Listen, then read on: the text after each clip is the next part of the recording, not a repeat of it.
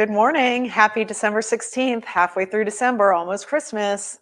Today we're going to be doing our monthly webinar, and it's going to be on joint health, which I know everybody's interested in. I'm being an orthopedic. Hopefully I'll be able to tell you just a little bit about the science of joints and why they're so cool and how they work and why yours might be achy, creaky, or stiff and what you could do about it.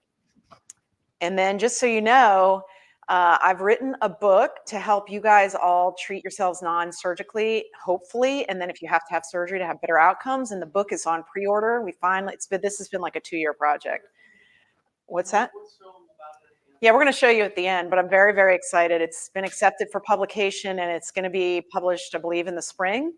And my publishers, Ben Bella, are doing some final work on it, but we're super pumped about it because it's basically going to be a guide for different tips and tricks of what you can do for yourself. And you can refer back to it, and it just helps you understand that there is more to getting better than just surgery and injections. At least that's my hope for you. But today we're going to talk about joint health. We're going to dive into it. And there's going to be a couple little technical parts, but not that many. So just stick with me.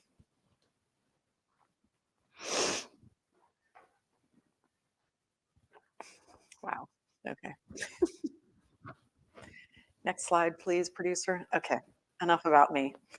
I'm Dr. Meredith Warner of Warner Orthopedics and Wellness, which is my private practice in Baton Rouge, but I'm also the founder of Well Theory and also the Healing Soul, which is really what started me on my path of empowering you to take better care of yourself. The Healing Soul is a flip-flop I designed to treat foot pain so people could self-treat over and over again in an affordable way without having to waste time and effort going to a doctor's office to get potentially damaging things like injections and surgery.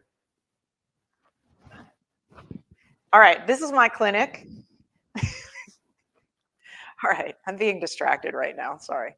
All right, this is my clinic in Baton Rouge, and just so you know, I really think about everything health and wellness. And just even my clinic, we have aromatherapy, we have a lot of natural light, we've got big, wide open spaces with colors that impart warmth and health.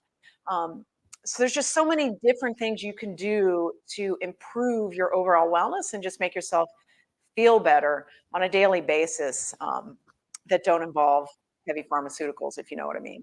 Okay, next. All right, again, joint health. So this is really for you to have just a bit better understanding of your joints, okay? So we're gonna go over some concepts. We're gonna talk about how the joints maintain themselves, potential treatments, and really what's more important to you than treatments per se is preventing problems. So there's different types of joints. There's a structural classification and then there's a functional classification, meaning you could have a structure like, oh, that is a square, or you can have function. Oh, that square is supposed to go into a hole that's shaped like a square. That is what it does. So some of us classify them with structure, some with function. I'm going to go through really more of a structural classification for you, talking about mostly synovial joints, because those are mostly the ones that people think about when they think about achy, creaky joints. And then, like, how do they work and what do they do for you? And then we're going to get into the basic science and then different things you can do to make them better. All right, so what is a joint? It is an articulation, meaning two parts moving against each other. So, for instance, your finger joint, there's a phalange bone, another phalange bone, and there's a joint between. So the joint allows a smooth, friction-free movement of a particular bone so that we can exist in space and do things. Um, so the joint form dictates function. And you'll see this a lot in the human body and in nature. Form follows function, okay? So how something is shaped and its material properties often dictate what that thing does. So for instance, think of a wheel. It's round, right? And it has a smooth surface. So generally, that is going to dictate that it rolls, right? You're not going to bounce a wheel as much as you're going to roll it, as opposed to like a basketball, which is a spherical air-filled structure with rubber. And so its form dictates that it bounces and you can throw it around. So those are some simple examples. We're going to talk about the shoulder, the hip, the knee, the ankle. These are ball and socket and hinge joints.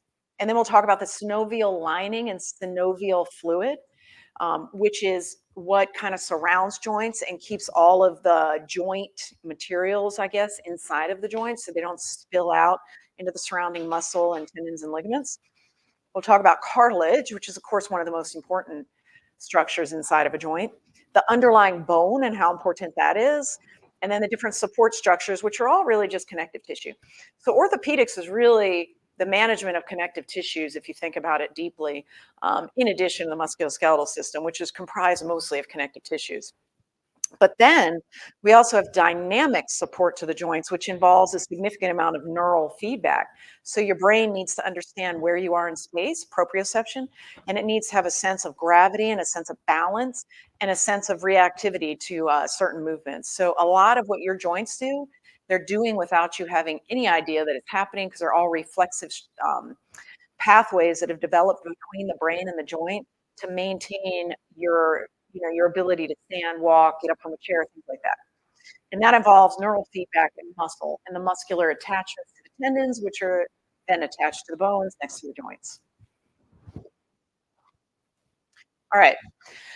So joint is much more than just cartilage, okay? Cartilage is merely the low friction surface that coats the ends of a bone. Joint involves the synovial fluid, the synovial lining, multiple connective tissue cells, many immune cells, and then there's hyaluronic acid, and the synovial fluid acts like a shock absorber. It increases viscosity of the liquid inside of the joint. It allows for some dispersion of nutrition. If anybody out there has ever had a Synvisc injection or rooster comb or HA injections, this would be if you went to the doctor's office and they did a series of 3 injections in your knee, typically, because that's the only place this has been FDA approved by the, FDA approved. It hasn't been approved for any other joint, although they're all really the same when it comes to synovial joints. Um, those injections are mimicking or meant to put a component of the synovial fluid back into the synovial fluid. So the hyaluronic acid allows better viscosity or thickness of the liquid and better lubrication of the joint surfaces. So lubrication is needed for the joints to have a low friction um, paradigm to allow better movement. Think of a ball bearing. Without oil in your engine, with a ball bearing, everything would lock up, cold weld, and there would be no movement. You have to have some kind of lubrication, and these HA injections help with that. This slide shows you a normal joint with those structures we just discussed, and then one with rheumatoid arthritis. Rheumatoid arthritis is, of course, an autoimmune disease where you self-attack, and in particular, synovial cells and synovial lining get beat up by tumor necrosis factor alpha and other highly inflammatory proteins involved in the immune system. And so all of the normal relationships between the fluid, the cartilage, the synovial lining, the synovial cells, the subchondral bone, et cetera, are disrupted just because of inflammation from your immune system. So those are some basics about some of the superstructure and the hyaluronic acid. Now let's talk about some form and some function. So there's gonna be different types of joints. So pivot joints. A pivot joint, like the atlas and axis of your spine and the upper cervical, allow your head to pivot. In the radius, the reason you can do this is because the radius, which is the bone on the thumb side of your forearm, has a pivot joint with the humerus, okay? And it allows the radius pivots around the ulna, which is a hinge joint. And so that's why your elbow is able to do this and this, but you're not able to do what a shoulder can do with your elbow, correct? So that is a pivot joint. I've lost my pretty I'm trying to think if there's any more examples in the body I can share with you. I don't think there are that off the top of my head right now.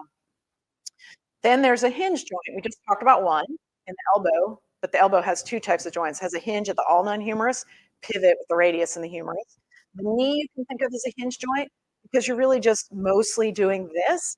There's a little bit of play and a little bit of side to side and some rotation in the knee, but mostly its job is to impart forward force and let your quads work to get you up and down off of things, okay? And then there's fingers, toes, elbows. We talked about the elbows. We briefly talked about fingers and toes. These are all hinge joints, and they allow the transmission of force from the tendon muscle unit. So you can have very, very strong hinge joints because the force is all in one vector of, I guess, one line of force. So it's not dissipated into rotation and side to side. and then the ball and socket joint. So if you were just made of hinge joints, you would be like a robot, really. Like there's not a lot of movement. Well, now robots are probably much more advanced than that, right? Ball and socket is what lets us exist in space, in a 3D space, and do things. So the reason you can reach all around is because you have a ball and socket joint in your shoulder, and you also have one in your hip. The reason you're most of us, the reason the shoulder has far more range of motion than the hip is the socket itself. So in the hip, the socket is very big and almost spherical, and it's very conforming to the shape of the femoral head and neck. Okay, and so your hip can really only kind of exist within the range of motion allowed by that socket. The shoulder is a much more shallow socket, and it allows a lot greater range of motion and sliding. So the shoulder is a little bit different type of a ball and socket joint, but that's why we have such incredible ability with our shoulders to do things. And then you have sliding joints. So your wrist is a sliding joint. There's different little bones in the midfoot that are sliding joints. And these really just have a plane of motion. They don't really do much else. Okay. And they're obviously going to be under a lot of shear stress versus axial load or compressive stress. Okay, and then you have saddle joints. So think of a equestrian, somebody sitting on a saddle, that shape, okay? So a saddle has this and then this, right, where the person sits. So a saddle joint is two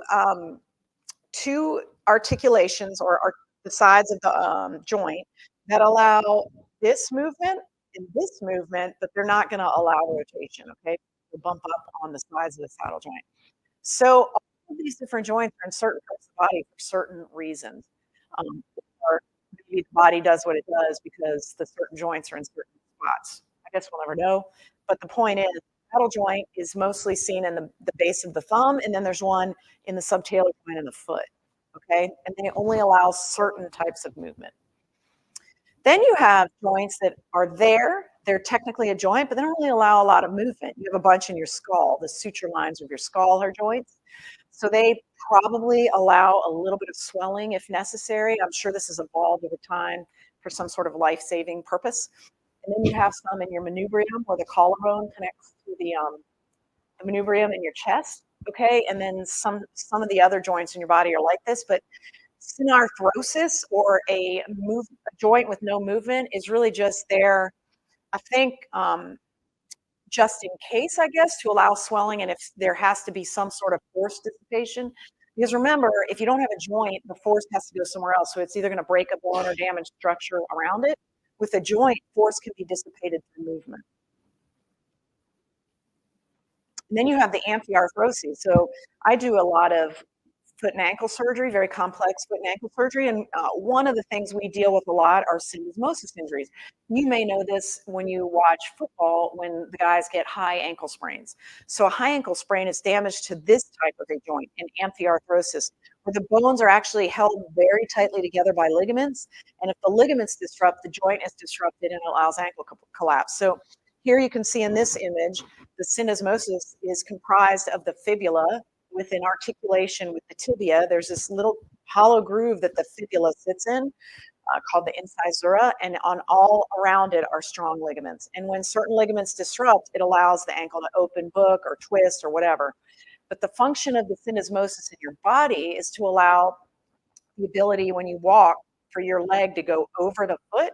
The front of the talus is wider than the back of the talus in your foot.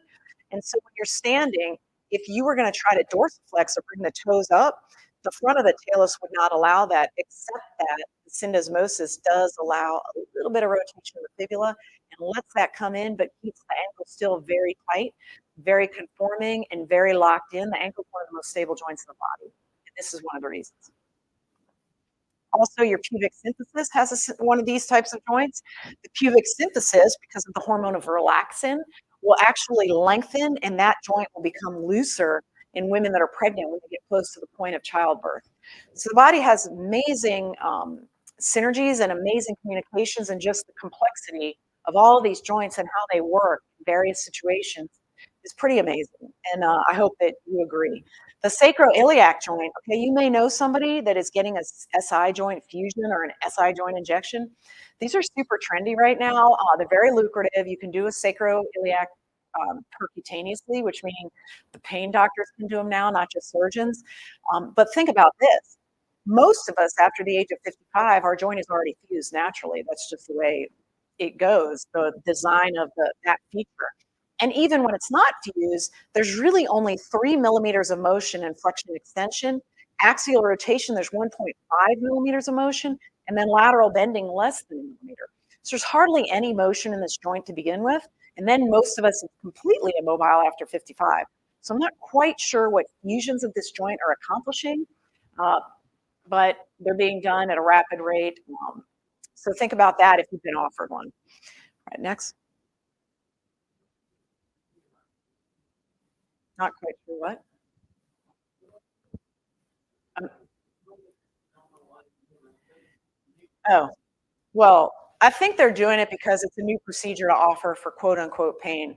But there's so many things backed by the SI joint that can contribute to pain in that area. In my opinion, the only way to really truly document that that's a painful joint is with a positive SPECT scan, which is the combination of a nuclear medicine study with a CT scan, or a very well done evidence based diagnostic medial branch block, which is rarely done in practice.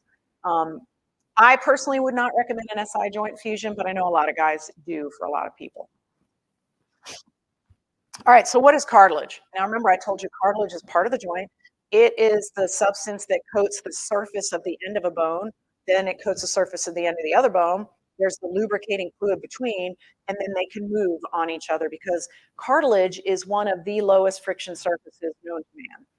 Okay, so it's a low friction surface between the bones, and it is designed to handle the forces of both shear and impact and the axial load. And it does this because there's various layers to the cartilage. There's a superficial layer, a middle layer, a deep layer. Then there's the attachment to the bone. Again, we've already talked about lubricating fluid. That the layers of the cartilage are formed of both chondrocytes, which are the cells, collagen, which is the main protein, and then the extracellular matrix. The extracellular matrix is not talked about enough. This is probably the most important part of cartilage, tendons, ligaments, bones, fascia, et cetera, et cetera. This is what really defines form and function is what proteins the extracellular matrix makes and when. What is the water content of it? How is it organized? It changes material to material. But pretty much all connective tissues have an extracellular matrix. And when that goes south, that is when you start having achy joints and painful joints. This is showing you an awesome picture of this is a very highly magnified electron micrograph of a cell, an active chondrocyte. You can see the nucleus, you can see little pockets of glycogen, which is how the chondrocyte maintains a fuel source. So glycogen is a storage form of glucose. It breaks down, goes into the mitochondria. ATP is produced and the chondrocyte can do the function it needs to do to repair itself, to produce more extracellular matrix, what have you. And then the endoplasmic reticulum is where proteins are made, which are highly important to the function of collagen as well. And then that bottom one shows you sort of the three-dimensional nature of how the collagen fibers all wind together to give you the ability to exist in space. So the bright pink shot is a normal cartilage surface, and then the lighter pink or more salmon color on the right is early arthritis.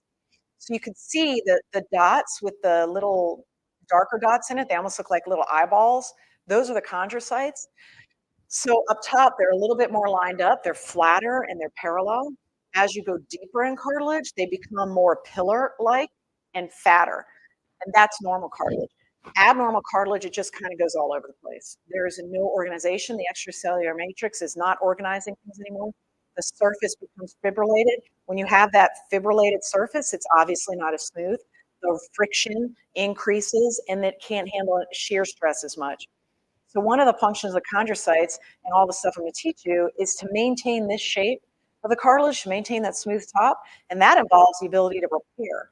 For years, we've been taught cartilage can't repair itself. It doesn't have nerves, it doesn't have blood, which is true, and it doesn't have a lymph system, also true. It receives its nutrition by way of the synovial fluid, water seeping in and out, and also because the extracellular matrix has the ability to communicate between levels and to tell the chondrocyte when certain proteins need to be fixed, when DNA needs to be turned on and off.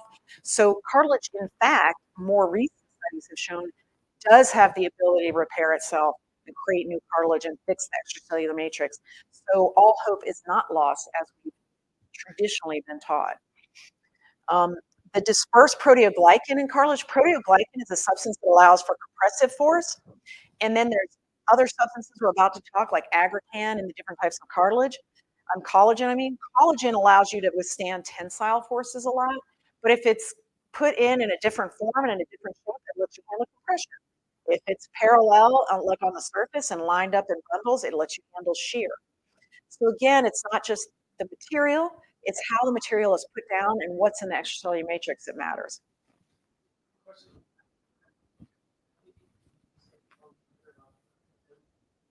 The question is, how do you repair cartilage after 50? I'm going to get into it. We're going to talk about it. And if I don't cover it enough, ask the question again and I'll get whatever I didn't cover, we'll talk about. Also, the same lady asked about Osteopenia? What's the question? Somebody's asking about bone health. They want to know what to do about osteopenia. That's a whole nother conversation or topic, but generally osteopenia means that you are not indicated for an osteoporosis drug yet, but you should be on vitamin D3 and calcium. And then also resistance exercise actually helps bone mass come back. So weightlifting, mostly. And then we'll talk about, at the end of this talk, different supplements that help cartilage kind of get better. And a lot of the same ones work on bone because, again, it's all connective tissue.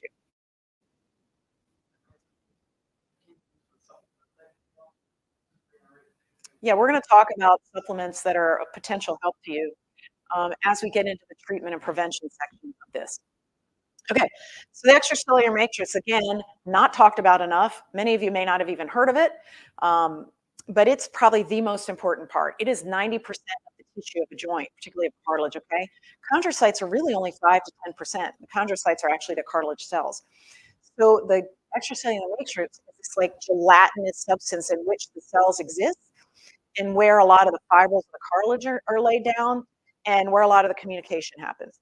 This picture shows you a chondrocyte, that's the CH part. Around that is a pericellular matrix. Then there's usually an interterritorial matrix and a territorial matrix. So there's even different grades or levels of extracellular matrix that pertain to how close it is to the cell versus between cells. So cartilage is mostly what's called type 2 cartilage. There are a number of types. It is also associated with type 11 and type 9 cartilage. Bone is really type 1 collagen, okay? So sorry, this is type 2 cartilage. It's really meant to say type 2 collagen is the main component of cartilage and is found in the extracellular matrix. How this works is collagen is just protein, right? That's why you hear about people taking collagen to help their joint and they eat bone broth. So when you make a bone broth and you boil a bone for a long time, you're basically breaking down the structure into just the collagen, which is effectively just a string of amino acids. So the amino acids attach to each other and then they braid themselves. And this is done because extracellular matrix is able to provide communication and tell it how to do it. So you get a triple helix or a braid, think of a French braid in a little girl's hair. This happens with the collagen bundles, and then that gives you tensile resistance ability. And then if it's organized in more of a disorganized way, it can have a little bit of crumple ability, which helps to distribute force. Or if it's lined up in big pillars packed together, it can handle axial load, like when you're standing up. So the triple helix form the fibrils of collagen, which then eventually become cartilage. Again, they're parallel to each other on the surface where the bones move on each other to resist shear. They're perpendicular in the deep cartilage to resist the weight of standing or to help resist gravity. And the middle zone is a little bit less organized, and that's by design. That form allows any impact on the superficial surface to crumple and then not affect the deeper so much. And then this allows the body time and ability to repair later, which typically happens when you're asleep, FYI. We're going to get into that. And then the other proteins that are important are the sulfated proteoglycan allows for axial compression and aggrecan. Aggrecan is hugely important, and we're going to talk about that a little bit more. Aggrecan holds a negative charge, which lets it hold on to water and sodium. So if you don't have enough aggrecan in your connective tissue, particularly your cartilage, it gets dried out and brittle, which makes it more prone to daily stresses. But more importantly, water is the primary way cartilage receives nutrition and the primary way communication happens in cartilage. So your extracellular matrix has to have a certain level of water to be able to distribute messages around to make sure that the chondrocytes are behaving normally. So aggrecan is very important in this. So aggrecan plus the collagen will give your cartilage its mechanical properties. So without a significant amount of water, you can't withstand the compression that you need during life. And you also, without the aggrecan and the collagen working together, can't handle shear stresses or twisting stresses, certainly not impact. Okay, and then you've got other proteins like perlecan that hold growth factors. So there's proteins hanging out in a little pack of growth factors hanging around waiting for a message from the extracellular matrix to repair something. All of this works together and it needs to be kept healthy with a good diet, a good sleep schedule, things like that, low stress, there's not a lot of cortisol going on, and then your body will have a better ability to heal and repair. And these pictures are just kind of showing you the complex nature of what the extracellular matrix looks like as it pertains to aggrecan, which is the bottom right structure. It almost looks like the skeleton of a bacteria is how I think of that. But that's really a molecule of aggrecan in an electron micrograph. And then the picture above it is showing you how the collagen fibrils, those triple helix braids, lay themselves out in the different layers of the cartilage. So you can see it's parallel and flat on the superficial layer. The middle is a little bit more disorganized and sort of all over the place. And then the deeper is more like pillars, okay? So think of a building. The pillars support the weight, right? The roof on the top of the building is not, it's more like a parallel arrangement that allows things to slide off of it. So again, remember we talked about the pericellular matrix that surrounds a chondrocyte? Then there's the territorial matrix, and then there's the interterritorial matrix. All of it is different, the interterritorial matrix being the biggest component of your extracellular matrix. The pericellular matrix is only 3 to 5 micrometers. It's so small, I can't even imagine it. That is around each chondrocyte. There's no fibrillar cartilage in that. It is really more there to cushion and protect the chondrocyte from the forces around it. So it is not meant to handle shear stress, but rather compressive load, and really just to provide sort of a almost like an amniotic sac around the chondrocyte. Think of it that way. And then there's type 4 collagen and proteoglycans in there, and the perlecan. Remember, the perlecan is holding the growth factors. Then there's another protein called decorin. Decorin is hugely important in communication in the extracellular matrix to tell fibers how to line themselves up to handle force vectors. Without enough decorin, you get a very unorganized, mechanically insufficient type of connective tissue. So you need enough decorin in your tendons and ligaments to make them tensile and handle stress. Same thing in the cartilage to get it to line up and behave properly. So there is what's called mechanoregulation. Your body responds to the forces that are applied to it and will create a material that handles that force. And the extracellular component is vastly important in this. Okay. So I'm just going to give you an example in the business world of medicine of why this basic science, which sounds perhaps a bit technical, maybe it's boring, but it's really not. This is the fundamental science that the drug companies are looking at to make drugs to treat arthritis. To date, there is no what we call disease-modifying osteoarthritic drug. There's no cure for arthritis. The only cure for arthritis that we have is to actually remove a joint and replace it with metal and plastic. So people continue to try to make a drug that will modify the effects of osteoarthritis. We have them for rheumatoid, we have them for lupus. But right now, there's work being done following the basic science of what I just told you. And I'm just giving you one example. So remember, cartilage is formed of chondrocytes and extracellular matrix. The extracellular matrix, the pieces of it are the components, and their arrangement determines the function. When the extracellular matrix fails, or the components aren't put in the right place at the right time, or not the right amount of them, and there's not enough water, that's when you get joint deterioration and arthritis. And then which means your poor joint health is directly related to extracellular matrix health.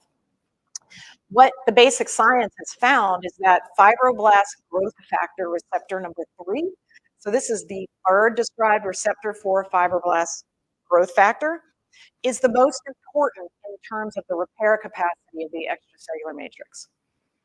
And they found that through elimination studies and knockout gene studies with mice, et cetera. So next slide.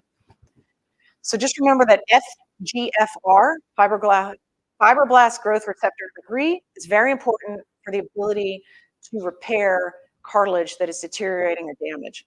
So sprifermin is a recombinant FGF18 molecule, which is the ligand or the key that goes into the lock of the FGF3 receptor.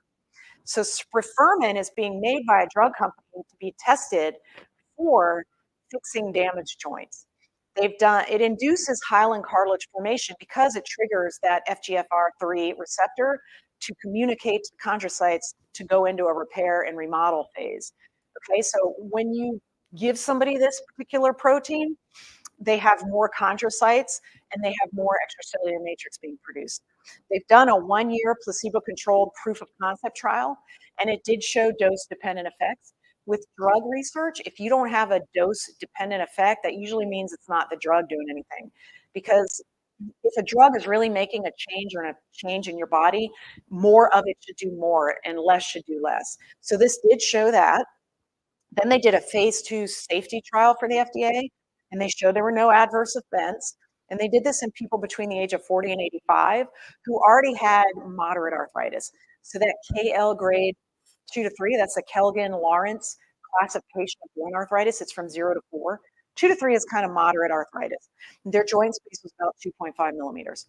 For the 5-year phase 2 trial of giving people injections of this particular protein, no side effects, and they felt that they had better chondrocytes and better extracellular matrix, meaning that the cartilage thickness got thicker.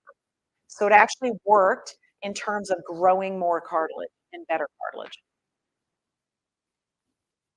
Next.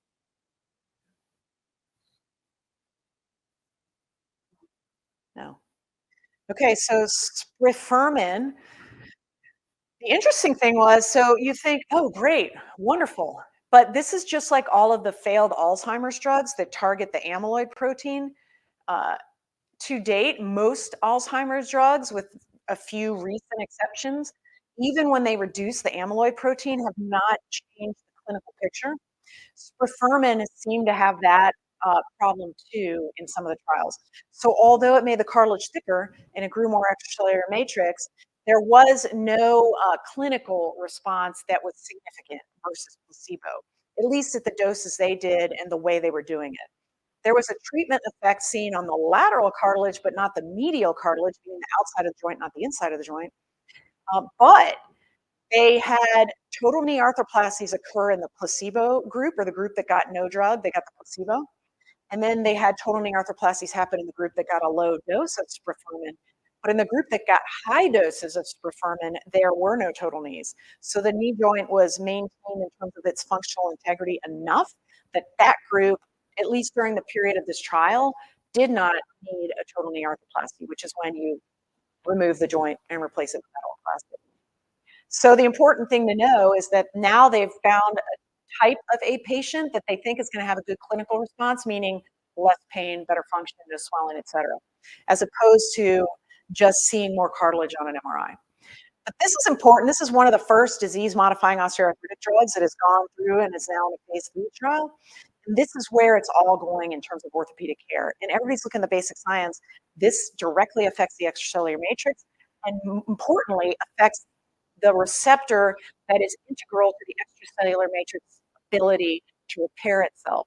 So you have that ability in your body now. It just needs to be amplified. And this is a drug that does that. I'm going to tell you natural ways you could potentially amplify, or at least it is my hope that would amplify it to the degree that you need to avoid a total knee arthroplasty as well. Or any joint replacement, really.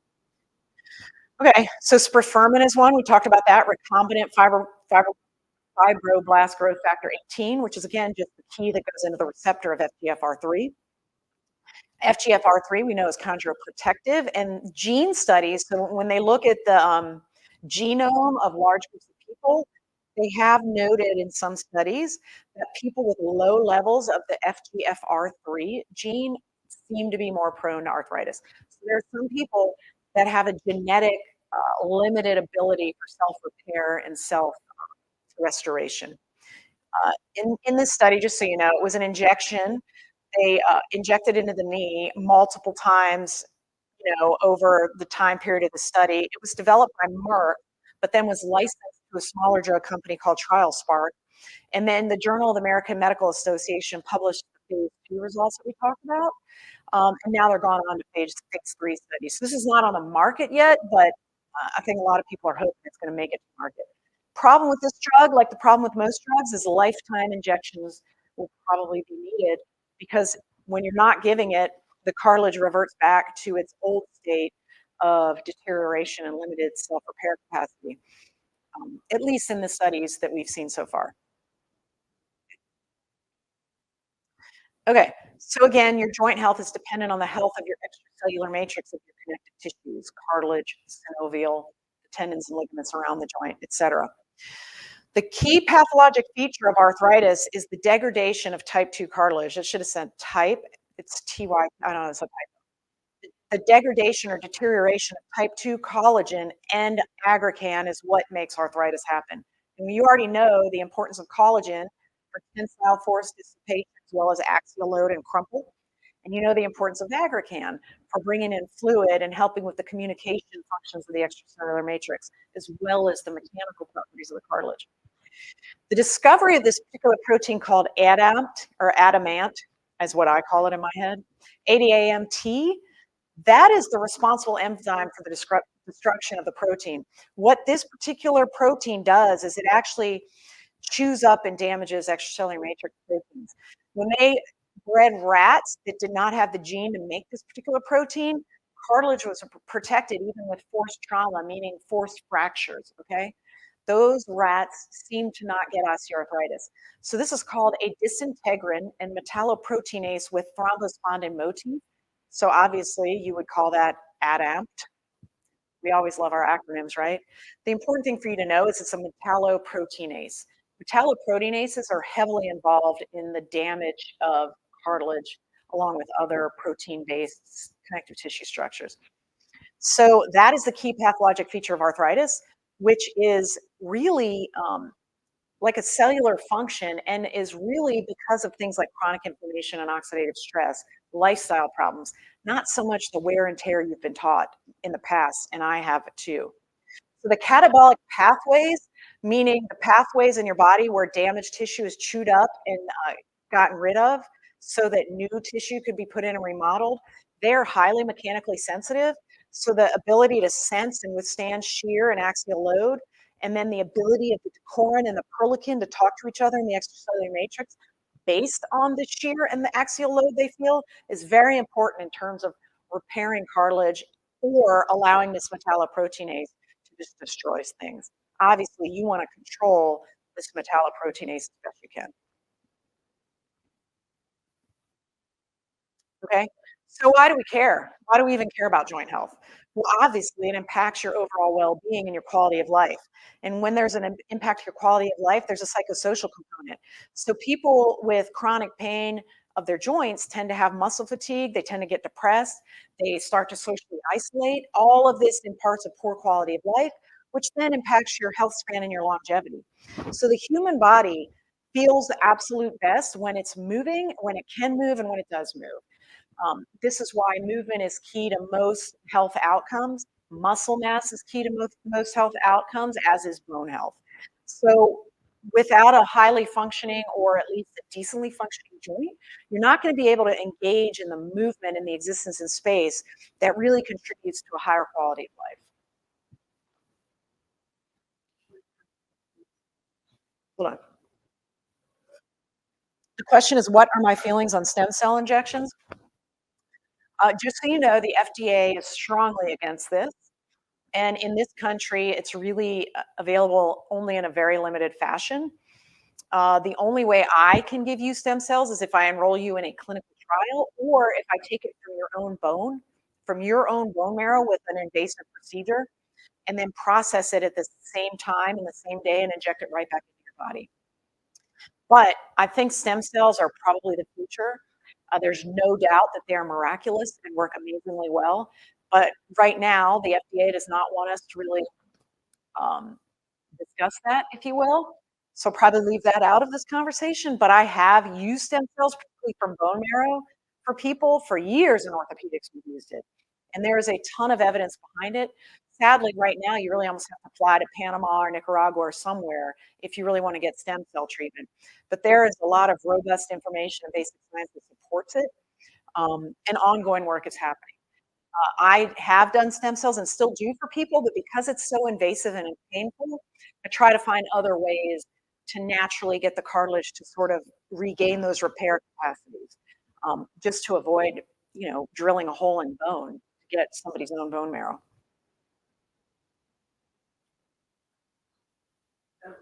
Any, Another question. just Okay. any opinion on gluten and inflammation? Gluten. I would say, Okay, so the question is do I have an opinion on gluten and inflammation? Yeah, I'm going to talk about oxidative stress and inflammation and different supplements that help. Some people do develop an inflammatory response to the protein of gluten. Other people don't. There's actually a very highly specific way to test for that particular antibody, and it's very rare to actually have a response to that. On the other hand, gluten is typically involved in carbohydrate products, which are generally ultra processed in this country. So usually when you're eating gluten, you're eating a highly processed food product that's usually replete with simple sugars. So of course it's going to induce inflammation. All right. There's a bigger picture with joint health. You may have achy, creaky joints. Your joints may sound like a machine gun in the morning. You may find when you get up out of a chair after sitting still for a long time or taking a long drive that you can barely unfold your hip because it's so stiff. But it's a bigger problem worldwide. 15% of the global population over the age of 30 has osteoarthritis. We think there's going to be a billion people with this problem by the year 2050. Now, I know we hear huge numbers tossed around all the time, but a billion, if you really think about a billion, that is a tremendous number of people running around with arthritis. In 2019, there were 528 million people with arthritis, which was a 113% increase in the prevalence of arthritis since just 1990. Now, think about that. What is that? 20 years, just about? Am I getting my math right? 30 years. So over a space 20 to 30 years, 113% increase in osteoarthritis, but yet all of our activity levels have gone down. Our medications presumably have gotten better, and our treatments in terms of orthopedic have improved. These numbers are not computing in my head. So I think there's a bigger picture we're missing here. The most common joints to be reported as affected by arthritis are the knee, the hip, the hand. Females seem to complain about the symptoms of arthritis more than men. So the prevalence seems higher in females than men. It's about a 60-40 ratio rather than 50-50. About 20.9% of US adult women have osteoarthritis. That's 1 out of 5. And then 16.3% of the men. Veterans, I'm a veteran, I'm a female, I'm in the older age group. So you would think I'd have arthritis, but I don't, but I'm in all the risk groups. Veterans seem to have it more than non-veterans. And the importance is it's a huge economic burden, not to mention the quality of life and depression things we just talked about. There's a loss of productivity in the workforce. There's huge amounts of costs associated with this and a lot of time and effort spent in medical care. Again, we still have no cure. And then there's heightened amounts of what are called transfer payments because this is one of the most common reasons for people to go on disability and stop working. So even the ones that are still working aren't as productive. And then a lot of people just stop working because of the debilitating effects in terms of the pain and stiffness and the loss of function with osteoarthritis. So by 2050, 78 million Americans are going to have this problem. And again, a billion worldwide. So we got to get a handle on this. And I don't think lifetime injections of recombinant proteins is really the best answer. I think we can do it a little bit more holistically and naturally. And then, God forbid, if you need one of those injections, you'll get it. It should be more effective.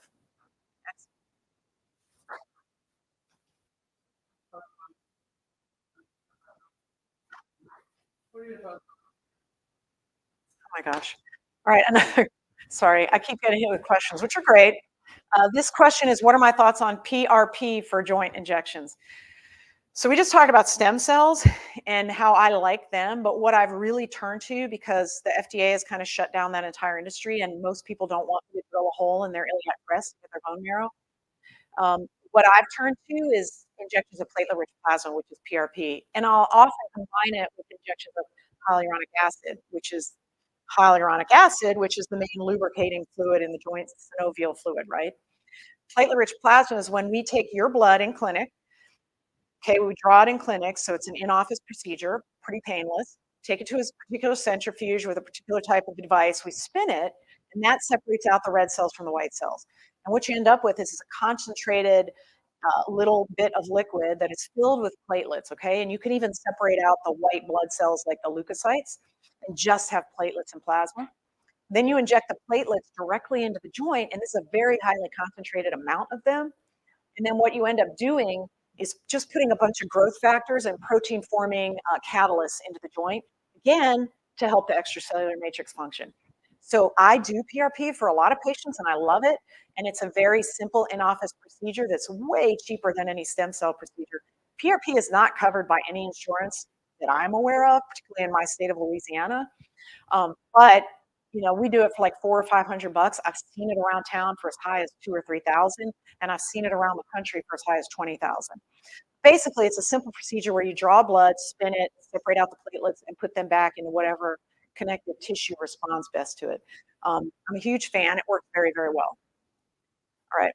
So the causes of joint problem have traditionally been thought of as age. Oh, you're getting older. Your joints are going to fall apart. It is what it is. Injury, oh, you fell. Your joints are falling apart. It is what it is. Or arthritis. Okay. And everybody was always told arthritis is because of age and wear and tear. Those are the traditional thoughts. I would like you to get rid of those thoughts. The real reasons people get arthritis or osteoarthritis is a lack of activity. So there's none of that mechanical stimulation to tell your cartilage to repair itself. You lose muscle mass, which is hugely important for overall connective tissue health, and you lose bone mass, which is hugely important not just for brain health, but overall connective tissue health. People that are inactive have more arthritis than people that aren't. So lack of activity is a real reason. And what happens with age, have you noticed? You start to get less and less active as you get busier and busier with work and family life and errands and events you have to go to and this and that, whatever. You don't have that playtime. You don't go outside and run around. You're not working out. So a lot of what we think of as aging is really diminished activity. So you could prevent a lot of aging just by staying active. And then lifestyle. So the diet, so depleting yourself of essential micronutrients and minerals that are required by those proteins we talked about in the extracellular matrix to do the repair and restoration functionality, and then lack of the amino acids that are needed to make proper cartilage, lack of the cofactors to cross-link the amino acids to make a strong braided structure, and then loading your bodies with toxins from air pollution, water pollution, what have you. And then, of course, the age-old enemies of oxidative stress, which is free radical damage, and chronic low-grade inflammation. I'm not talking about the inflammation of an acute injury where your joint swells up, it gets red and swollen, and then that just goes away. That is a normal function of the immune system.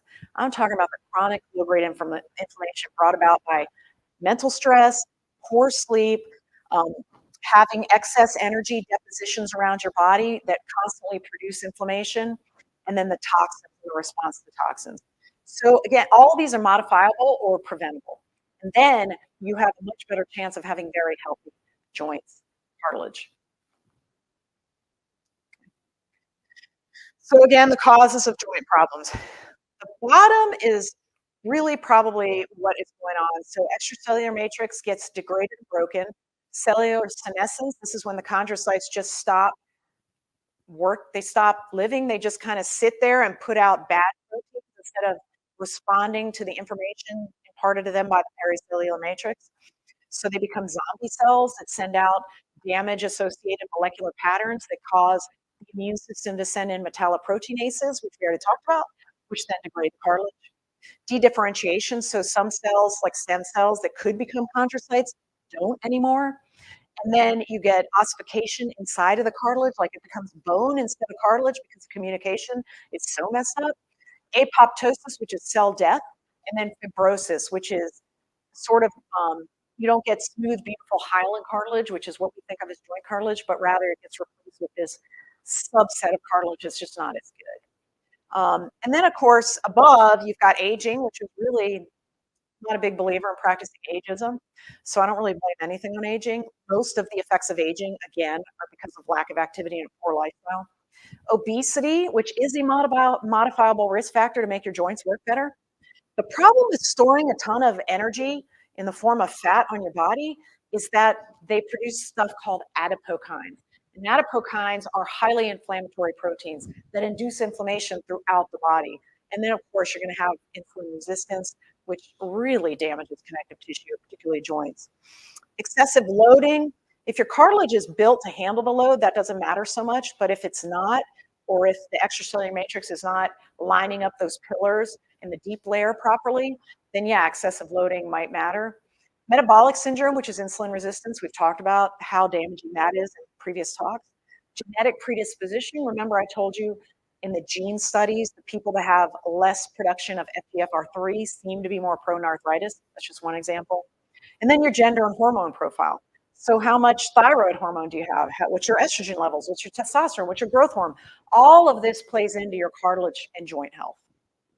So it is way more complicated than just, oh, I happen to be on this earth for 50 years, so I must have osteoarthritis. Or, oh, I walk a lot at work, so I must have osteoarthritis. None of that is school thinking. We need to start thinking a little bit more realistically about what the real fundamental problems are. Chronic inflammation is the enemy, oxidative stress is the enemy, and those cause inability to self-repair. And the self-repair capacity, not only do you have to have no chronic inflammation and no oxidative stress or low, but you also have to give your body the time to repair. When does that happen? At night when you're asleep, and especially if you're asleep in a fasted state. So the circadian rhythm is massively important to cartilage and joint health. And it is not talked about in orthopedic literature hardly at all. More and more, but much more work needs to be done. But I talk about this in the book I told you about in the beginning. The circadian rhythm, I think, is going to be one of the keys to maintaining your body and your health and to feel good and to be able to move in space and do the things that you want to do as you spend more time on the planet Earth. So we have some common name joint disorders you've probably heard of: rheumatoid arthritis, lupus, psoriatic arthritis, osteoarthritis, which is what I'm talking about today, septic arthritis, gout. What is common in all of these is that they all increase inflammation within the synovial structure of the joint. They all have increased oxidative stress, and then they all have terrible mitochondrial function within the chondrocytes. So there's low levels of energy, low levels of protein production, and inability to withstand things like insulin onslaughts. So a lot of the cells will become insulin resistant. And then when you have all of these problems, you get those senescent cells that send out damage signals, and you get unrepaired tissue that sends out damage signals. And when that happens, then you start to self-attack. So when your molecules send out these damage signals, the immune system picks that up and comes in with, guess what? Metalloproteinases degrade things further, try to clean it up, but there's no repair capacity because of chondrocytes. Mitochondria aren't working. Extracellular matrix is dysfunctional, so there's no communication. It's like just a terrible army trying to fight a war. It's just not going to happen. So your goals, if you want to function, and have a really healthy joints, is to figure out ways to manage those commonalities. So, most people believe in their heart of hearts that it's really just a wear and tear and age problem. But is wear and tear and is bone on bone, which has to be the name of the book, by the way, a real thing? And I'm here to tell you it's probably not as real as you think it is. So people have actually gone back and looked at skeletons of people in prehistoric and medieval times, like just way back in the past. Now, and I know that we are extremely inactive in modern American society relative to our prehistoric relatives, right? And even relative to people in the 1950s and 1960s. So work used to be much more physical. A lot of people lived on farms. Factories didn't have any of these methods or ways to minimize force on joints and to minimize how much you walk at work. So we're actually way more inactive now than ever. Most of us just sit all day, frankly. But the prevalence of osteoarthritis is much greater. Remember, I told you it's risen like 113% over the past few decades? Well, if we're way less active, okay, and even our athletes are way less active probably than the athletes of yore. If you are way less active now than you were relative to if you lived in 1950 or let's say a billion years ago or 100 million years ago, why do we have more arthritis now? The skeletons of these prehistoric populations did not show the level of joint deterioration that we. There's less manual labor. There's less need to walk anywhere. You don't have to go hunt your own food. You don't have to go farm. Most of us aren't going out milking the cow in the morning to get the food for the day, things like that. But yet we have more arthritis. So can it really be a wear and tear thing? Fundamentally, no. Activity and exercise are protective of your joints. So again, the CDC recommends activity as a primary treatment for arthritis, as do most respectable societies in the orthopedic and rheumatologic world. Activity is your best way not just to prevent, but to treat symptoms of osteoarthritis. Exercise is protective of joints. Movement is protective of joints. Inactivity, sitting around doing nothing, forces your joints to fall apart and degrade. And you know why now, because you're not getting that mechanical input, the hormonal response from muscle and bone to tell your cartilage how to behave and how to form itself, where to put certain proteins, how to line them up. All that goes away when we're inactive. So the joints deteriorate. So just remember, there's a lower incidence of osteoarthritis in people that are active than in people that are sedentary. So it just fundamentally cannot be a wear and tear problem. All right. So again, physical inactivity. So if you're just sitting on the couch all day or you have a desk job and you never get up and move around, you are down regulating your own production of aggrecan. I already told you how important aggrecan is. And then you are also forcing your cartilage to become atrophic or atrophy. It gets smaller. Just like anything that's not used. You don't use a muscle, it gets smaller. You don't use bone, it gets osteopenic, to the lady's point in the beginning of the talk. You don't go out in the sun, you don't get enough vitamin D3 and your melanin production goes down. So the human body responds to how it's used and the loads that are imparted upon it. And if you're not telling the body that it needs to keep your cartilage healthy, it is not going to keep your cartilage healthy. Cartilage responds to mechanical forces, and then more aggrecan is made when there is the receptors that respond to mechanical load when they sense load and movement. That's when you're laying down proteoglycan, aggrecan, and getting your extracellular matrix healthy. So a sedentary lifestyle, i.e. the modern lifestyle, is just not conducive to normal healthy cartilage. They don't go together. You have to be active and move to get your cartilage to go into self-repair and even sense what is happening around it, organize everything so that you have that form, function, beauty that is the human body. So the lack of repair of long-lived type 2 collagen is thought to be a cause of bad joint health. Remember I told you in the beginning, we used to think that once you form your cartilage, it can't ever repair itself, and now we know that's not true. Well, collagen tends to stay around in the body for a very long time. So the only way that it's going to not fall apart is if you maintain it. Think of this like the B-52 bomber. That thing is still in service, and it was first made 60 years ago. Most of the B-52 bombers flying around are 60, 70, 80 years old, something like that. My dad would know this better than me. But the reason they're still flying and they're still very useful to our military is because they're constantly maintained. So the same is true for you. Your physical body has to be maintained. And the lack of repair of your long-lived cartilage, the lack of production of aggrecan, the lack of communication in your extracellular matrix, all of this is going to compromise your joint function and joint health. So it is up to you and me to make sure that our body has everything it needs to self-repair, one of which is movement and activity. These are just images showing you damaged joints. The one on the bottom, that is what a lot of people will look at and say you're bone on bone. So you see in the medial, the inside part of the joint there, which is the left side of the bottom left picture. See how the joint space between the tibia and the femur is a little bit narrower than the joint space on the outside. That is when you've lost cartilage and meniscal tissue. This is somebody that's probably had a meniscal debridement and a knee arthroscopy probably we'll say 6 to 10 years before that x-ray was taken, and then the joint just falls apart when it doesn't have that natural structure. And then also, most meniscal tears are associated with the normal deterioration relative to chronic inflammation and oxidative stress. And then the picture to the right is a new high-tech imaging that has the ability to show areas of subchondral bone deficiency or cystic change. So that's when the structure of the bone itself becomes poor. And the bone is like the rebar, the superstructure on which the cartilage sits. So you have to have a good foundation. So bone health is hugely important to your joint health as well.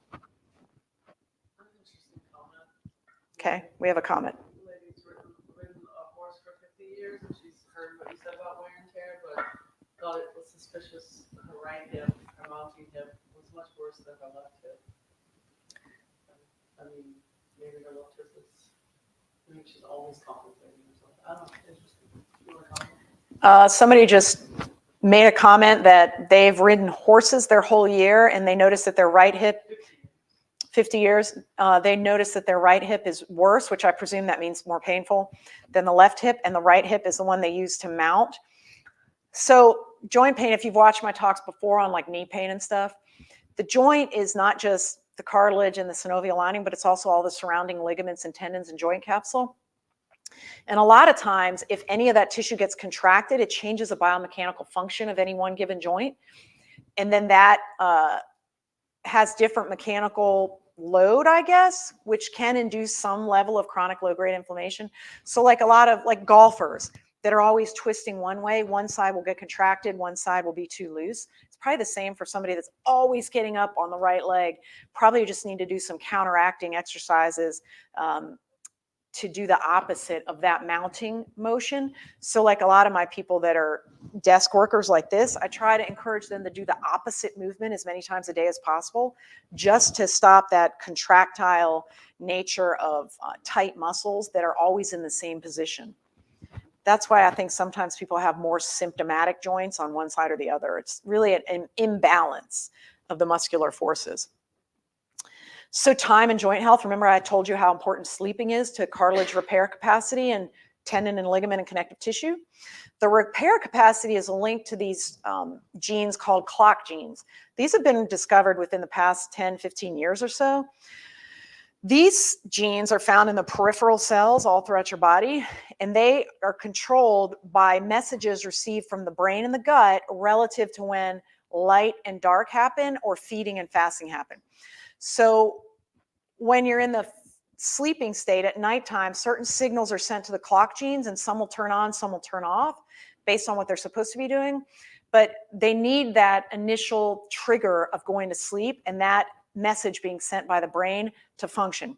So the repair capacity of chondrocytes, tenocytes, fibrocytes, and extracellular matrix of your joints, your muscles and your bone, all of those are linked to clock genes, and we think, and they seem to work the best at night when you're asleep, which makes sense. Why would your body try to repair itself while you're using it? You know, it's the same like here in Louisiana, we have a lot of chemical plants and they get shut down for a certain time period, and that's when all the maintenance happens. Well, you can't do maintenance work on a plant while it's actively making a chemical. Same thing's true in your human body. You have to have downtime for the repair and restoration capacity. So of course this is going to happen during sleep. And then it's doubly enhanced if you're fasted. So most cells work best in terms of repair, restoration, and cleaning up bad parts of the cell, recycling what can be recycled, getting rid of what is not able to be recycled, and then repairing and remodeling. All that works best in a fasted state. So time-restricted eating, I think, is hugely important to your joint health. You need to have a certain time period where you're eating during the day, and it has to match the daylight or when you're awake. And then you should not be eating at the time period where you're supposed to be asleep and entering into that repair capacity. So the fasting turns off all of the signals from the gut, which also go to the clock genes. Remember I told you there's a gut and a brain signal. Those are the master clocks. So if you can coordinate those master clocks, then all of the peripheral clock genes are coordinated and you get much better repair at night. So super important to be active during the day. You're going to be inactive at night. You're going to be asleep and fasted. And that's when things are going to repair based on the signals they got when you were active during the day.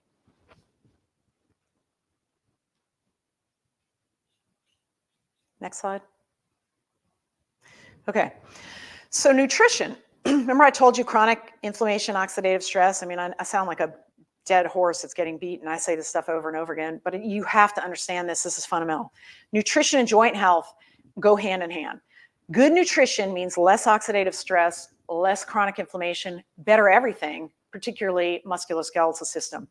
So we found a much lower prevalence of osteoarthritis in the so-called blue zones. These are the areas where people live into their hundreds regularly and are very active in their older age. We've found a lower prevalence of osteoarthritis in most major studies of the Mediterranean diet.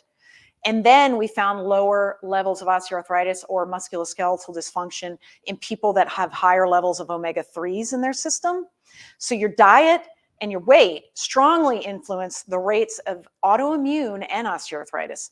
So autoimmune is even regulated by diet and lifestyle and weight. And remember, weight matters because of the insulin resistance, which affects how your cells function, and also because of those adipokines, those highly inflammatory proteins that attack everything, including your joints.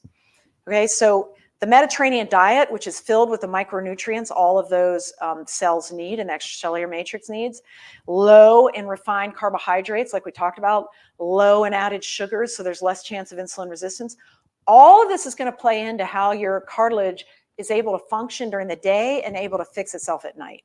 So you have to give it the right fuel, and you can't subject it to insulin resistance, inflammation, and oxidative stress. This is why nutrition is so important to how your joint and your body feels.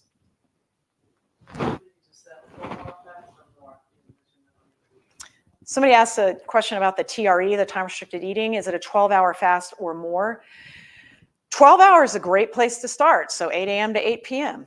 You eat, that's your window. 8 p.m. to 8 a.m. you don't eat. Once you've mastered that, you can compress it a little bit. I don't think to date in the clinical studies where they've put people head to head that they've noticed much of a difference between a 10-hour eating window or an 8-hour eating window. I personally try to stay within a 10-hour window. So that means I'm not eating for 14 hours every day, and I try to match it with my circadian rhythm. But these studies are ongoing and happening now. I think 10 to 12, if you can do 12 and that you can't handle doing 10, that's fine, but 10 is probably better. But I can't say that 8 is probably better than 10 or that 6 is better than 8. We just don't know yet.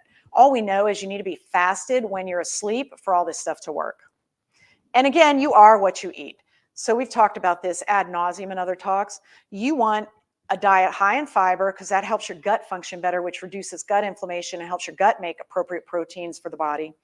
You want a diet filled with micronutrients, things like zinc, vitamin C, the B vitamins, beta carotenes, all these little things that most of the American diet, which is 80% ultra processed, doesn't have. You want a diet that is filled with healthy, good meats that are grass finished, okay, and you don't want to eat them too often. You want a diet that has a lot of polyphenols and antioxidants. And then you want a diet that's high in omega-3 and then olive oils, which has monounsaturated and certain polyphenols that are also highly anti-inflammatory. So there's a reason I love the Mediterranean diet. A lot of doctors that are proponents of other types of diets, but we have just so much data on the Mediterranean diet and how great it is for people. And also it's approachable. It's easy to do relative to other types of diets. And it's fun and it's social and it's good.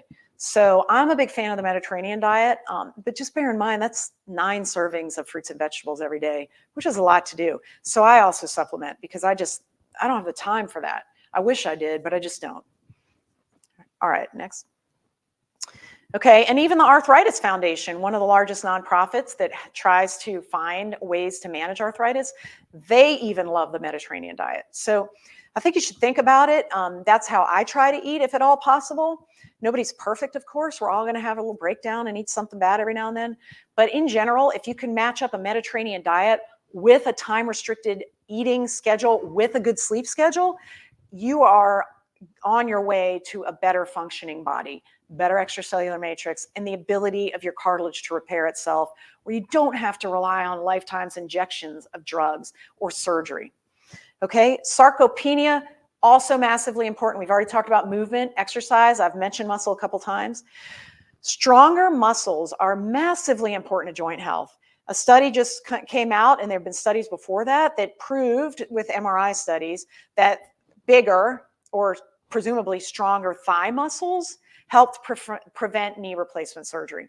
So having a bigger, not big, I'm not talking Arnold Schwarzenegger big here, but having better quadriceps muscle, which is your thigh muscle that lets you kick a ball, lets you walk up a stair, lets you get out of a chair. The stronger thigh muscle prevents the need for total knee arthritis. So think about that. Just doing some wall sits every day, and you might be preventing the need for a total knee arthritis. When you lose muscle mass or get sarcopenia, you lose a lot of hormonal signals the muscle sends out. You lose strength. You lose the ability to shock absorb across joints. And then you lose that pull on the bone from the muscle, which makes the bone healthier.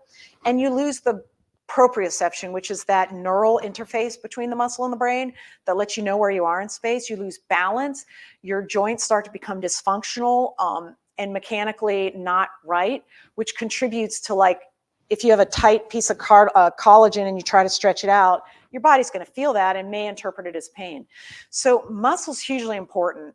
And muscle mass is independently associated with the prevalence of knee arthritis. So stronger people with more muscle seem to have less osteoarthritis, which you would think to yourself, how does that make sense? If you have more muscle, you must move more and you must weigh more, which means you're loading your joints more and there's more wear and tear. So wouldn't you have more arthritis? You would if you believed all that traditional teaching. But if you follow me and you believe the newer science and what the evidence really shows, movement and strength, even though muscle weighs a lot, is very protective of your joints. So being obese and having no muscle mass or sarcopenia, that is possibly the worst combination you can have. Because not only do you lack all of the beneficial aspects of muscle, but now you've got all of that extra energy formed in adipose, which you know of as fat, producing all of those adipokines on top of it. So you don't have the protective effects of the muscle on your cartilage, and you're self-attacking with a bunch of adipokines. So the people that are both obese and sarcopenic, they're the worse off, but you don't want to be either. You certainly don't want to be both. And then again, we already talked about decreased muscle mass in the leg is associated with more knee pain. And then mitochondrial dysfunction, which we've talked about, from chronic inflammation, oxidative stress, poor communication of the extracellular matrix, senescent chondrocytes, lack of a circadian rhythm, toxic overload. When your mitochondria, which is the energy powerhouse of the cells, fail, then you get sarcopenia, you get damaged cartilage, nothing works right, you can't fix anything because the cell's engine is kaput. So all of this plays into each other. You don't have to fix it all at once. You could just pick one thing and go with it. Get a good sleep schedule first, then incorporate it, time-restricted eating, then incorporate the Mediterranean diet. I go into this whole protocol at length in my book, Bone on Bone, that we talked about, but I'm just starting to give you some insight as to some of the science behind it. So aging and obesity, and remember, I don't practice ageism, but basically most people, because they become less active when they get older, have a lower metabolic rate, their mitochondria start to fall apart, they have less hormonal balance, I guess. And all of it is really linked to lifestyle things, in particular lack of muscle from lack of activity. And then a bunch of fat and become insulin resistant, that's another reason your mitochondria is not going to work.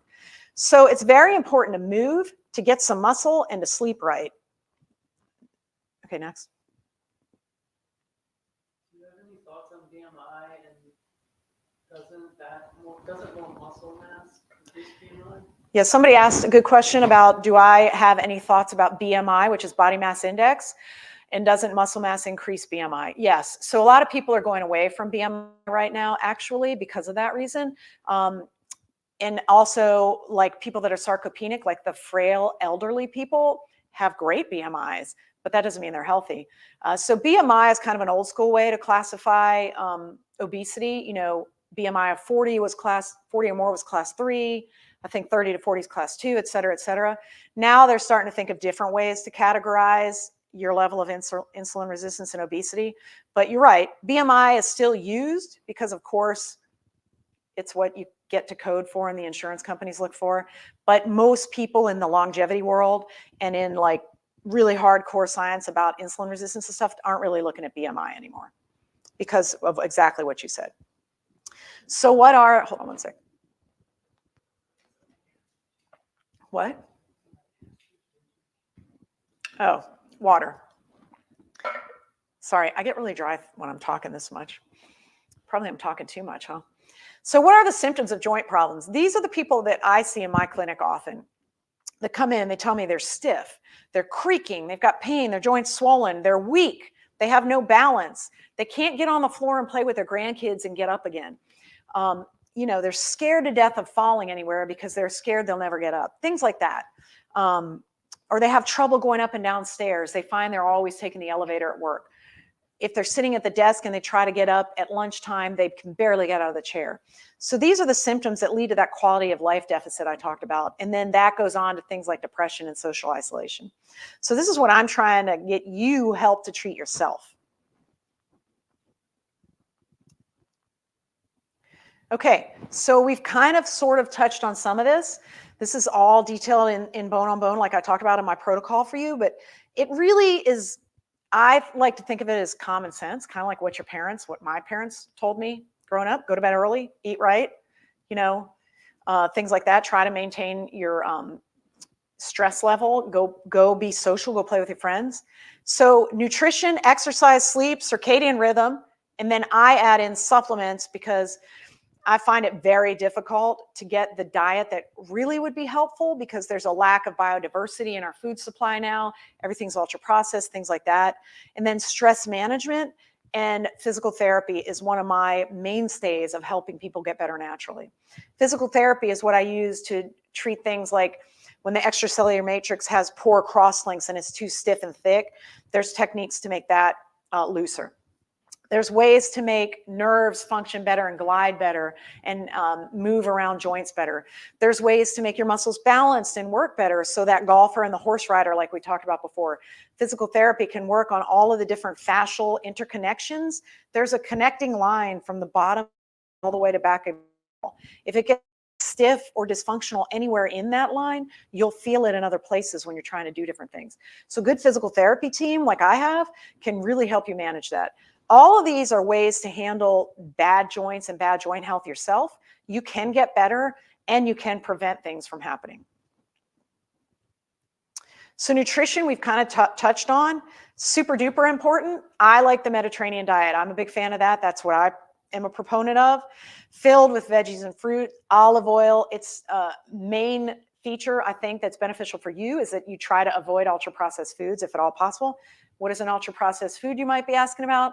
It's anything that doesn't exist in nature effectively, that was made in a factory, from deconstructed food that is then put together.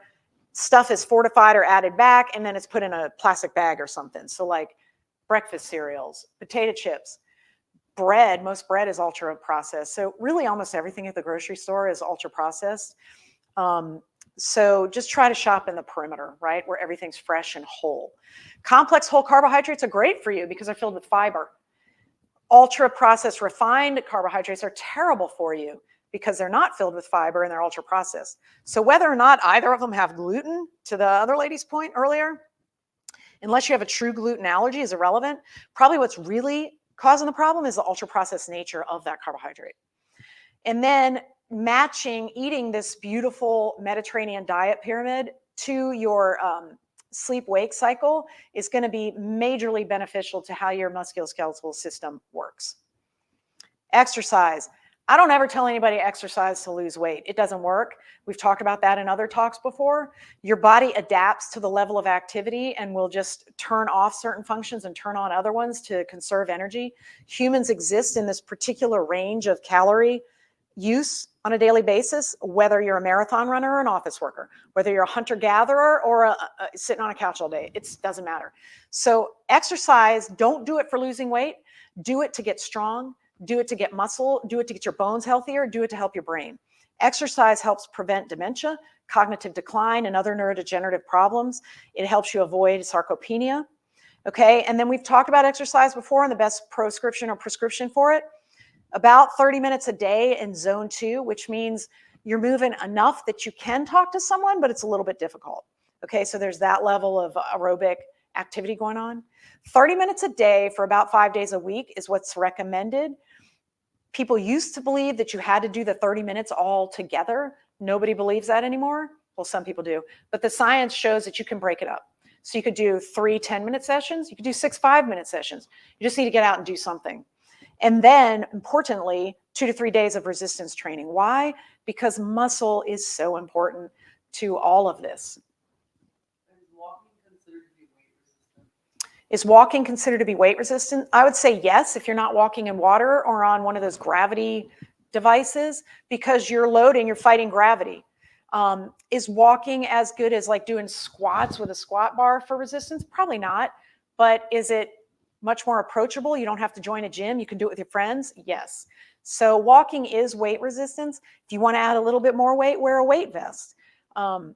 There's different ways to add load to help you build muscle as you exercise. Walking, if you walk fast enough, will put you into zone 2 and give you a little bit of resistance. But I would suggest that you add a little bit of weightlifting on top of that.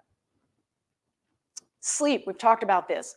So the mechanical control, the biochemical control, all of these things that help your extracellular matrix work right, create those different zones, the pericellular matrix, the territorial matrix, the interterritorial matrix, help it lay down the collagen fibrils either in a parallel, crumpled up, or pillar type arrangement, help them cross-link properly. All of this happens at night, okay, while you're asleep.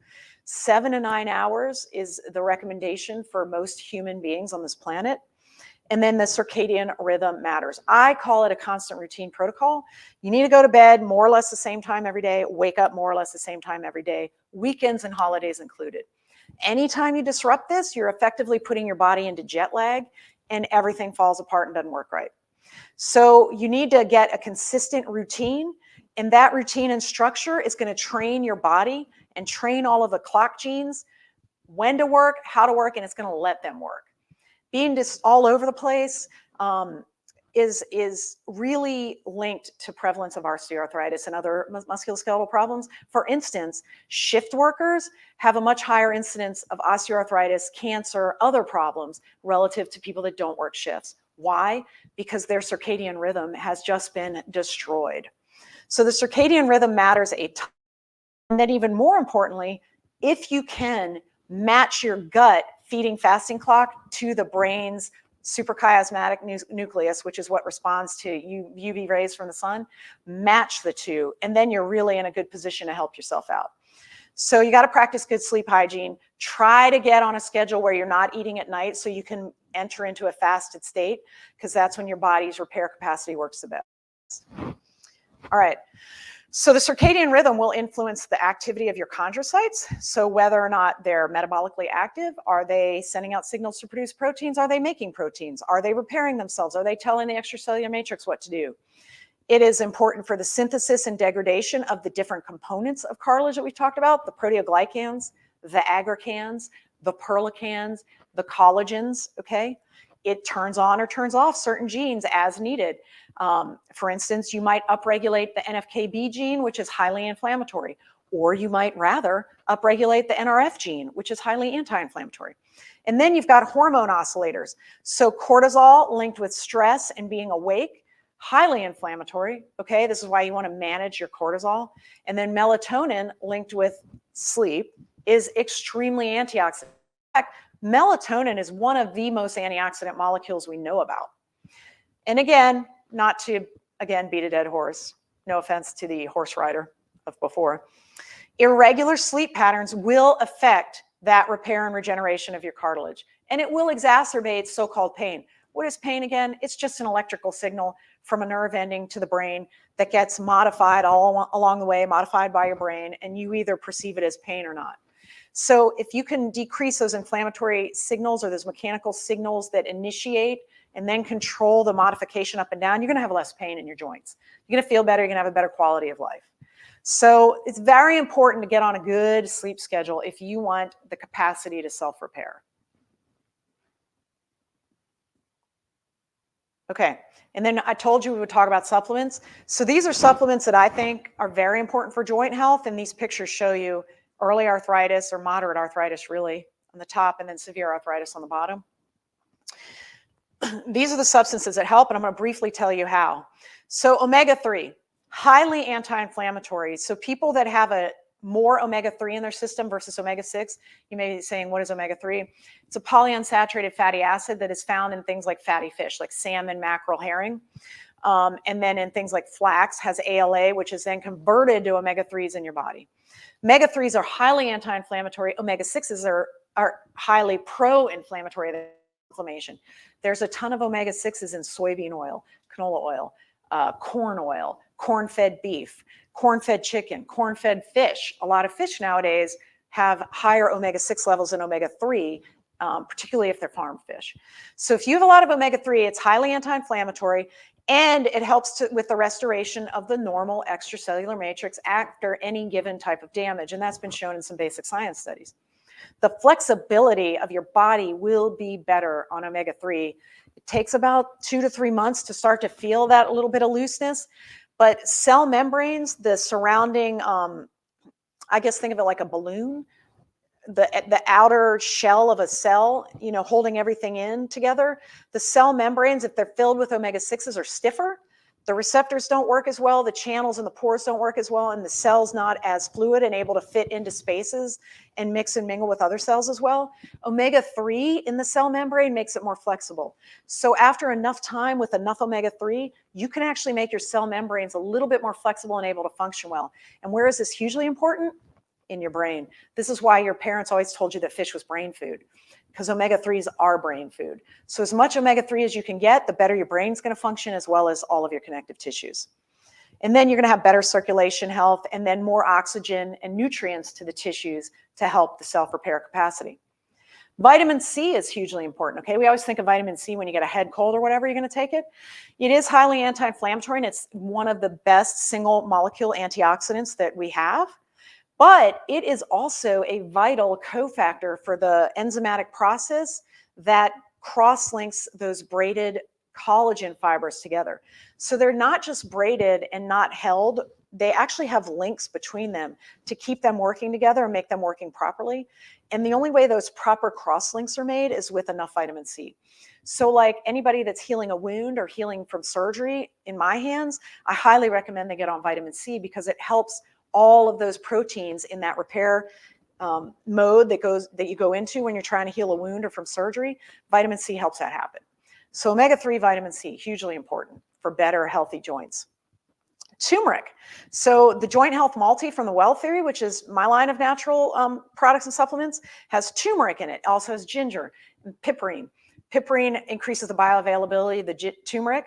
Both turmeric and ginger have been studied for arthritis and have been shown in clinical, preclinical, and basic science studies to be effective in modifying or modulating the biomarkers and the different cellular components that are associated with osteoarthritis. Turmeric has been shown in many studies to reduce inflammation around the joint tissues and in the joint tissues, and it's been found to be as potent as many synthetic anti-inflammatory molecules. It downregulates the activity of that NF-κB gene I told you about earlier, which is highly inflammatory. So turmeric will downregulate the genetic activity of the pro-inflammatory gene, and it gets rid of a lot of the biomarkers that are associated with joint pain and inflammation. So turmeric is a great substance to take for arthritis. So most of my patients that come in that have arthritis that want natural protocol, I tell them the Joint Health Multi in the morning, tart cherry extract at night, and omega-3, if at all possible, if you can add that into the mix too, would be highly beneficial. Turmeric also inhibits the COX-2 enzyme, which turns those omega-6s in the cell membrane into the pro-inflammatory molecules. And then it inhibits those proteases we talked about, the metalloproteases. Turmeric has been shown in some basic science and preclinical work to inhibit those metalloproteinases. You don't get as much of that cartilage deterioration. Vitamin D, massively important, really for everything. So you'd be shocked how many people are D deficient. I routinely check vitamin D levels, if at all possible. Sometimes the insurance companies don't want me to. But you'd be shocked how many people are D deficient. And then you start to get them on a good protocol of vitamin D, and most things get better. Their immune system gets better, their skin health gets better, eyes get better, their body function gets better, they're better able to move and be active, things like that. It is vital for bone health, you know that. Helps to regulate the calcium and phosphate metabolism going on. It's also vital for the immune system. I don't know if you remember this, but they've done a lot of studies, and MS is linked with low vitamin D levels. Susceptibility to the effects of COVID and flu and other viruses is linked to low vitamin D levels. Why? Because there's vitamin D receptors on immune cells. Where do immune cells hang out? In connective tissue. So vitamin D is hugely important to assist the immune system in the repair and restoration capacity. So the immune system isn't just there to fight viruses and bacteria for you. It is also there to clean up anything damaged or messed up in the system, get rid of it, recycle what needs to be recycled, and help bring in the remodeling proteins and the signals to the extracellular matrix. So vitamin D, hugely important if you want to have healthy joints and a healthy musculoskeletal system. Okay. Magnesium and zinc, also hugely important. Zinc is a cofactor for hundreds of enzymatic reactions. Again, after surgery or if somebody has a wound, I try to get them on zinc because it is just so helpful to that repair and restoration capacity of the human body. It's vital for the immune system function and optimization. So again, those damage control, so with a damage signal sent out by damaged cells, help repair that damage. Magnesium is also very important for muscle and bone physiology. 56% of Americans are magnesium deficient, which is terrible. Magnesium is found in a lot of fruits and vegetables and different foods, but again, none of us are getting enough of it. Most ultra-processed foods, they remove it. Sometimes they'll try to add it back and call it fortified, but really the best way is to get it naturally through a whole food diet. But I take magnesium because I'm pretty sure I'm not getting enough with my diet. Very important for muscle and bone physiology, very important for the mineralization of the subchondral bone. That is the plate of bone on which cartilage sits. And it's also needed for a cofactor for a lot of the repair capacity chemical processes that happen. And I find that if you don't have enough magnesium, your nerves tend to be dysfunctional and you have more nerve-based pain. So like people with restless leg syndrome, one of the first things I ask them is if they take magnesium. It's been shown in a lot of studies, and anecdotally, I think it works really well to help with things like that, and also with things like migraines. So magnesium, zinc, very important for the musculoskeletal system. You have a question about how much to take of these supplements? How much to take? So in the well theory, my line, each one is at a level that should help optimize your function, but still be well under any adverse events that might occur. And then, with things like magnesium and zinc, there's the salt form and there's the elemental. Well, your body can't handle elemental or absorb it, so everything's in a salt form. And then what salt it is, like zinc sulfate or magnesium glycinate or magnesium citrate or mag-ox, all of those change how many milligrams you take. So that's a tough question to answer. Omega-3s, I would say I take about 2 to 3 grams a day personally. Anywhere from 1 to 4 grams a day is probably good for omega-3s. Turmeric, I usually recommend about 1,000 milligrams of the pure curcuminoids, which is the active part of the turmeric root. D3, it depends on your levels. So some people are so low, I put them on 50,000 international units a week and tell them to take a daily supplement. Some people only need 1,000 units a day. Some people are genetically predisposed to not process vitamin D properly, so they need like 5 to 10,000 units a day. Everybody's different, but in general, if you look on the supplement packets, that's the average dose that's needed. So I think magnesium is at somewhere around 300 milligrams, the zinc somewhere around 50, calcium's 1,200, D3 in our thing is about 3 to 4,000 international units. But everybody's different, so you personally may need more or less. I just don't know. Tart cherry extract, I recommend 1,500 to 3,000 milligrams a day. And this is a highly, highly, highly potent antioxidant. So it will help you fight that oxidative stress that I told you is the fundamental problem with a lot of your issues. It helps to reduce muscle soreness and pain after activity, and that's been shown in some studies with runners. So a lot of my patients, when they go on tart cherry, they notice that a lot of their pain just gets better, particularly if they're adding it with the joint health multi and the omega-3s.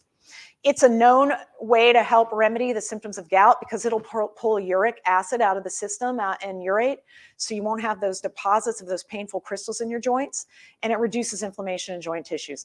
Tart cherry extract is extremely beneficial to your health overall, I think. Some people ask me, why can't I just eat cherries or why can't I just drink the juice? You could do that. I think if you want to eat 150 to 200 to 300 tart cherries a day, that's reasonable. You're going to get a significant amount of fructose with it, but at least that comes with fiber. But I would not recommend the juice because that's effectively just straight up fructose, which is highly pro-inflammatory. So I'd take the extract, which has been extracted from the tart cherries themselves. I don't drink the juice because the juice is just pure fructose, which is really just terrible for you. We have a question. Like, is it safe to take it for an extended period of time?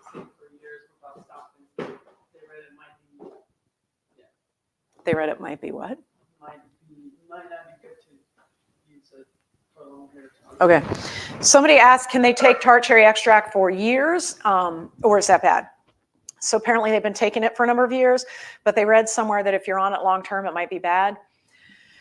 I mean, if you ate cherries every day for your entire life, I don't think anybody would say that was bad for you. So I think with any of these natural things, if you're taking an appropriate amount, it's just like if you were eating it, right? It's just in a slightly more concentrated form. So I don't particularly ascribe to that point of view. What I will say is some people's systems respond better to cycling. So like you might want to take tart cherry extract 4 months, take a month off, 4 months, take a month off, something like that, where you cycle and oscillate. Just because some people respond better to that, you need that period of disuse, I guess, to reset the receptors in the system.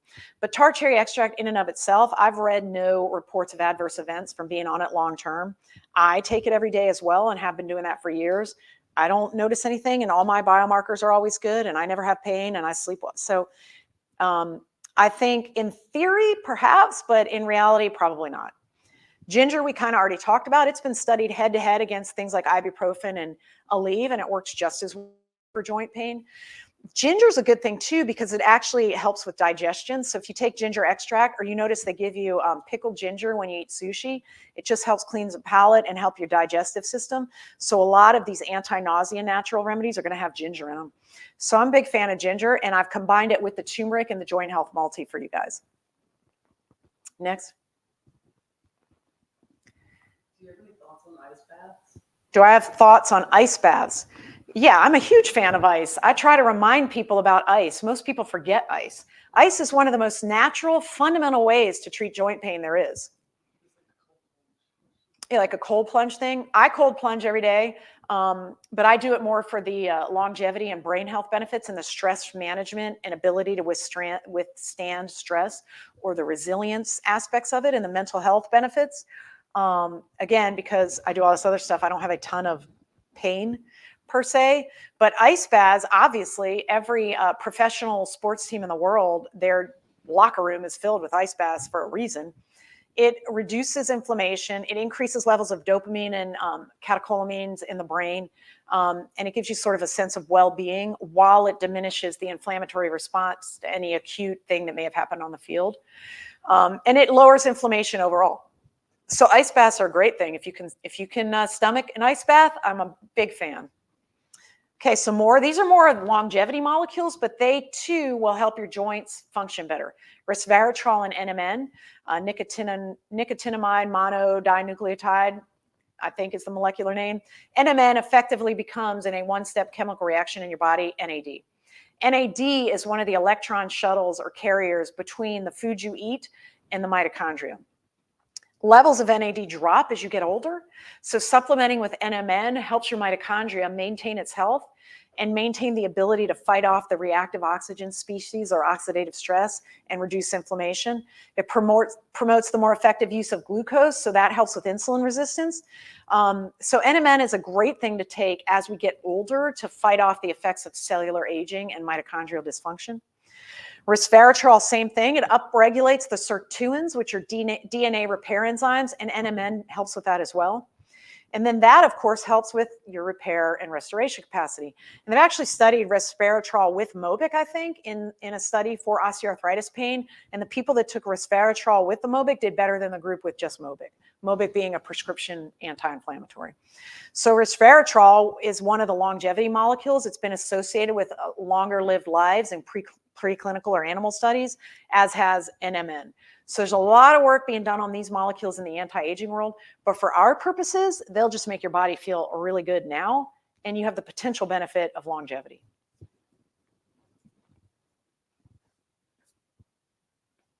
Glucosamine and chondroitin, probably one of the most common ones out there, very well known. I don't have one of these in my line because there have been some reports that it's associated with insulin resistance. And until I delve deeper into that and do heavy research, I don't want to offer a supplement for joint health that might promote insulin resistance, which is damaging to joints. But effectively, glucosamine and chondroitin are thought to be molecules that will help with the formation and repair of cartilage. And they've been around for forever. Collagen, I get asked all the time, should I take collagen to help my skin? Should I take collagen to help my bones? Collagen, type 2 collagen, is the most common structural component of your extracellular matrix in cartilage. We talked about that. Type 1 collagen is in your bone. And then there's up to, I don't know, 11, 12, who knows how many types of collagens there are. They're all important. They're all basically just strings of amino acids. So as long as you're getting the amino acids and you have the cofactors like vitamin C that are needed to put it all together, and the micronutrients that are needed to put it together, I think you're doing okay. And remember, any collagen you take is typically broken down in the digestive system into the constituent amino acids or peptides. What's a peptide? It's just a short group of amino acids versus a protein, which is a long group of amino acids. So for me, the way I get my collagen is homemade stock for like chicken soup and stuff. So a whole food based method of getting collagen. And then there's these other substances, MSM, which is, let me see if I say this right, methyl sulfonylmethane. This is a sulfur containing molecule. Sulfur is a component of many good antioxidants, okay? Glutathione being one. It supports the health of connective tissue, it's thought. And again, what is it doing? Helping to promote extracellular matrix repair, as all of this does. And again, it might increase your blood sugar levels. So I'm a little bit I'm on the fence about that one still. Hyaluronic acid is a definite component of the synovial fluid and the extracellular matrix.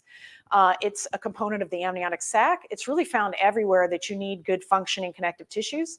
Helps to retain moisture, helps to increase that lubrication so you have smooth moving, low friction joints. And it supports and cushions cells, particularly as a component of the pericellular matrix around the chondrocyte and then the territorial matrix. And it supports collagen health. Hyaluronic acid is what you're getting when you're getting Rooster comb injections or Synvisc. That is being put directly into your knee. We do a lot of those in my clinic. They seem very, very helpful, particularly for the early grades of arthritis. But if I can get someone to do all this other stuff I'm talking about, those are the people that go from on bone to doing great and having high functioning, pain-free lives. And we do have a hyaluronic acid coming out. It's just not, it's going through all of our testing and certificate of analysis and those phases right now, but it will be released, we think, in 24. All right, so we talked about the book that I wrote, and it's really been a labor of love. It's really hard for me to give these messages in a cohesive way to every patient I see in clinic. So I needed a bigger impact way to do it. And now I have this. That's why I'd spend Saturday every month doing the webinar, plus the time taken to prepare it, is really, I really just want people to get better without surgery and without drugs, if at all possible. And then the beauty of, if you do all this stuff I'm telling you about, if you have to have surgery, your outcomes are going to be massively better than if you didn't do all this before. So it's going to benefit you either way. So even if, let's say you followed everything I said to do in Bone on Bone to the T and you still needed a total knee replacement, okay, well, your outcomes are going to be amazing after that total knee versus the 20% of people who do terribly and hate it. So hopefully this gave you a snippet or into cartilage and all of the complexity and the beauty of the form and function, not just of the physical, what you see as a joint, but down to the microscopic form and function and how important it is, and how you ultimately are going to be able to help control the repair capacity of your own body with just these simple little tools and tricks. Any other questions? Feel free to share and like this. I would love it if you did. And the book's available for pre-order. I'm supposed to tell you that as well. So it is published. It's on Amazon. And then also, these are all the things we talked about today. So the tart cherry extract. We even have an arthritis gummy that has boswellia, which is frankincense, bromelain, which is a component that's found in pineapple, also highly anti-inflammatory, and then PEA. I don't really talk about PEA because that's palmitoyl ethanolamide. That actually reduces inflammation at the peripheral nerve endings. So it helps with pain as well, particularly nerve-based pain. But PEA is a great natural way to modify your body's perception of pain. Pterostilbene is from the blueberry plant, and it's a different way to get the similar molecular responses, resveratrol, okay? It's considered to be a bit more bioavailable. And then the joint health multi we talked about a lot. The PEA we just talked about. CBD we didn't go into too much because this talk wasn't about that, but that is a natural molecule found in certain plants that is thought to impart changes in your natural endocannabinoid system and promote anti-inflammatory effects as well. So a lot of people will use topical CBD and or oral to reduce inflammation. And then the longevity, the NMN and the resveratrol we talked about. What you're not seeing here is the omega-3, the vitamin C, the zinc, the magnesium. The very first supplement that I made was the connective tissue multi, or the CBD multi, which had everything in it that I thought people needed to heal from surgery. Zinc, calcium, vitamin D3, magnesium. I'm sure I left something out. And vitamin C, did I mention that? Hugely important to collagen health. So hopefully this is helpful. So we have a few comments like, I love your products, you're helping so many people, thank you. Oh, somebody just said that they love my products and that I'm helping many people and to thank me. Thank you. I just love doing this. Melanie said, this is amazing, very informative. Thank you, Melanie. I'm glad you found it informative. Feel free to, if you guys have topics you want me to talk about, feel free to let my team know, and I'll put together a talk. Oh, yeah. One lady did say, like, a webinar on autoimmune issues. Somebody asked if I would do a future webinar on autoimmune. Yes, I will, of course, because it's fascinating to me, and it's really just a connective tissue extracellular matrix dysfunction problem related to the immune system. We've actually talked about autoimmune before, so if you go back through the catalog of talks, you'll find one. But yeah, I'm definitely going to do ones in the future because the body of knowledge is doubling now, like every nanosecond or something. So things change all the time, and I have to stay updated, and I'm going to keep you updated. The catalog for the supplements? Oh, the catalog for prior talks is on thewelltheory.com under Learn, Learn. She said Learn. I thought she said Lauren. Lauren is my nurse here in this picture. But it's under the Learn tab, not the Lauren tab. My nurse practitioner, yes. All right, we have more questions. I mean, this was older. Can cartilage be replaced if it doesn't self-repair? You've already touched on that. Can you still be running after meniscus tears? They used to run marathons. Okay, that's a great question. Somebody asked, can you still run after a meniscus tear? They used to run marathons. Did this person have surgery or not would be my first question. Most meniscal tears will self-heal and become asymptomatic. If you look at the literature, and this is in the book too, if you look at the literature on MRI studies of people with no knee pain whatsoever, the rates of meniscal tears are very high, up to like 60-70% of people over the age of 60 and like 40% of people in my age group. So a lot of people are running around with meniscal tears that have no symptoms. So if you just have a meniscal tear, yes, you should be able to still run. Now, if you've had surgery and had some of that resected, all of the studies now looking at the sham surgery studies, the long-term natural history studies, the studies after surgery show that meniscectomies enhance and propagate the formation of osteoarthritis. So the groups that have a meniscal tear that don't have surgery seem to do better long-term than the groups that do have surgery. But this is still one of the most common surgeries done in the country. So what can I say? Yeah, so this person had surgery. So if you want to still run, I would say make sure you don't have insulin resistance, make sure you have a good sleep schedule, get the right diet, and most importantly, make sure your alignment is okay, that you're not bow-legged or knock-kneed. So those are the people with the abnormal biomechanical function that seem to do worse long-term. So you can either get a realignment brace or just make sure you're more or less neutral. I would see a good physical therapist and make sure that your hamstrings are optimized to your quads and your calf muscles and your tibialis anterior, your heel cord is stretched out properly, that your hip is strong enough to handle running. All of this plays into your ability to withstand the stresses of running. That said, you don't have to run for the benefits of exercise like we talked about. Just walking is fine. But I know a lot of people that love to run. It really helps their mental stress. I get it. Just make sure you're as optimized as possible, even with a meniscectomy that's happened in the past. And just know that that knee is probably going to go south before the other knee because of the meniscectomy, not necessarily because of the meniscal tear. I guess just to piggyback, someone says, can degenerative meniscus no surgery heal with your advice? The question is, can a degenerative/torn meniscus heal with my advice versus having a surgery? Yes. Remember, the surgeries, typically you just remove one part. Nothing is healing after surgery. Sometimes we're able to actually repair a meniscus with like a little suture tack, and I've done these surgeries. In those cases, you're just stabilizing, letting all of the self-repair and healing capacity happen a little bit quicker. But yes, they can heal. Like I said, there's plenty of people with meniscal tears that end up doing great doing nothing. The body was built to repair itself. I mean, think about it. Nothing else makes sense, right? So yes, you have innate repair and restoration capacity in yourself. And I'm just telling you how to make that work the best way that I know based on all of the current knowledge. And again, this may change in 2-3 years, who knows? But I'm going to stay updated and keep you updated too.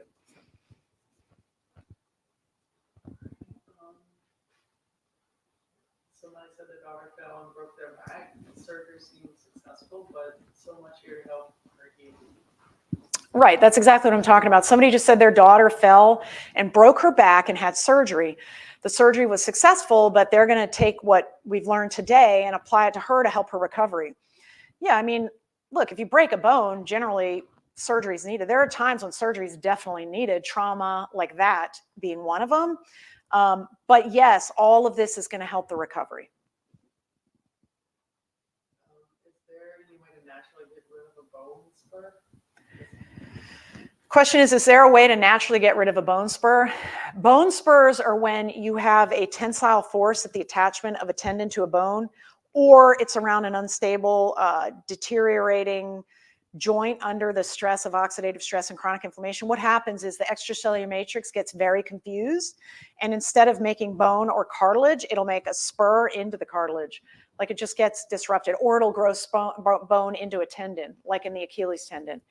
I think if you get the omega-3 levels right, reduce the inflammation, chronic stress, do the stretching that is appropriate and the movement that is appropriate, you can usually mitigate the symptoms of a bone spur. Sometimes the bone spurs will regress in size slightly, but they rarely just go away once they're formed.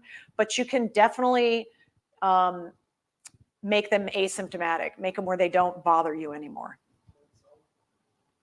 For instance, the healing sole is great for bone spurs associated with plantar fasciitis or bone cases associated with Achilles tendonitis.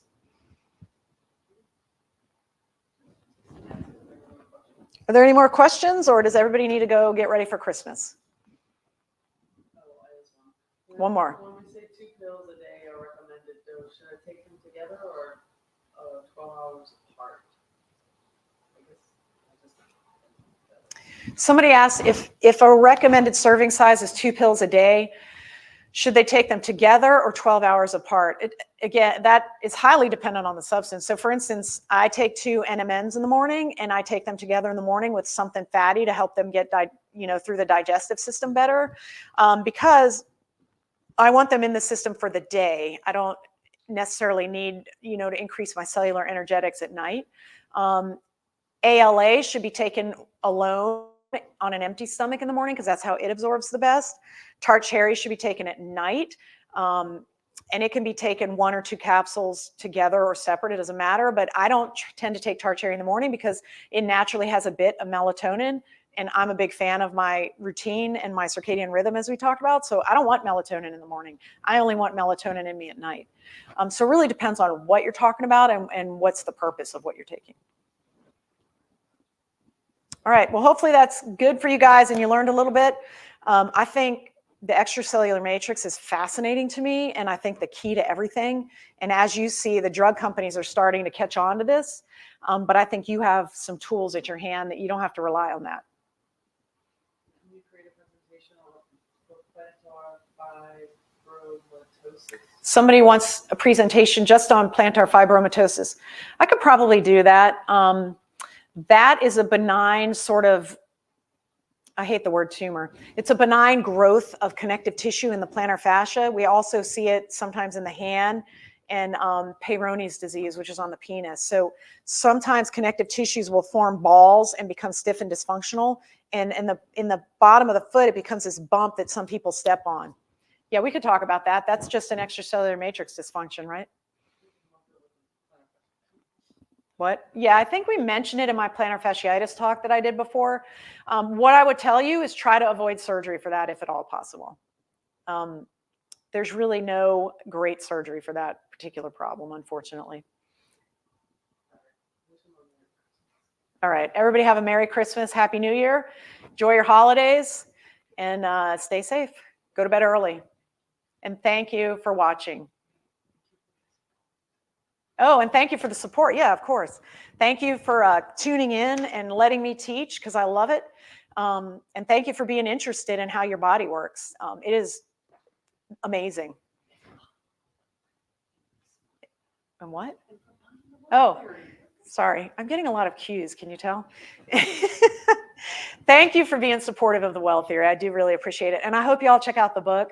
I'm very excited about it. And I think you could just think of it as a guidebook, if you will. But it does go into a lot of why I think what I think and why I do what I do.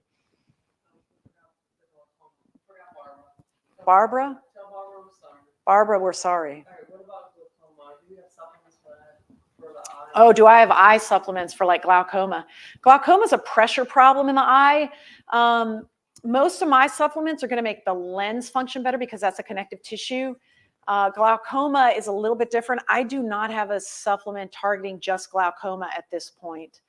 But that is something that you need to keep monitored very closely with your ophthalmologist. So I'm glad you're aware that you have it. And you're probably, if you're watching this webinar, you're probably in tune with your health, or at least want to get better. So I'm sure you're seeing an ophthalmologist. That is not something you want to let get worse.